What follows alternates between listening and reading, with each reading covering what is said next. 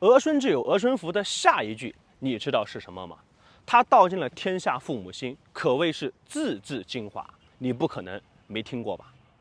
传说啊，在明朝宣德年间，有一个才高八斗的秀才，他因为家境贫寒，考场失意，最后只能远离家人，到其他地方当个教书先生。这位秀才有妻有儿，妻子呢是大家闺秀，目不识丁，整天除了做家务以外，就是照看自己的儿子。秀才在外面过了几年之后啊，休假回家过年，见到了自己的儿子已经都7岁了，身体健康，觉得特别的满意。但是孩子有没有像自己一样的智商呢？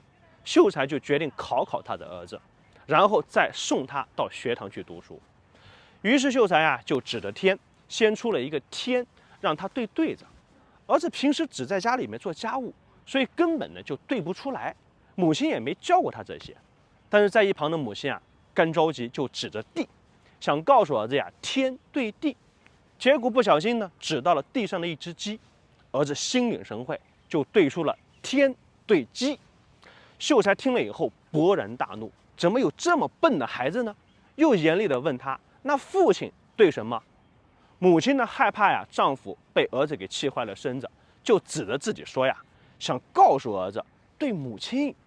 结果呢，儿子看到了母亲身上的花衣服，就对出了父亲穿花衣服的对子。秀才听到以后，对自己的蠢笨的儿子终于是死了心了。他既恨自己科举无缘，又对儿子呢心灰意冷，最后呀就出家当了和尚。秀才的突然离开啊，对这个家打击其实是很大的。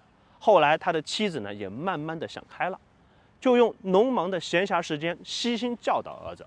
后来用自己的积攒的钱来为儿子请了名师。在这样的教导下，儿子的进步飞快，后来一举高中，成了状元。为了感激自己的母亲，儿子中了状元以后呢，就摆了酒席为母亲过寿。出家的秀才听到儿子高中状元，非常开心，急忙就从寺院呀跑回家中来探访。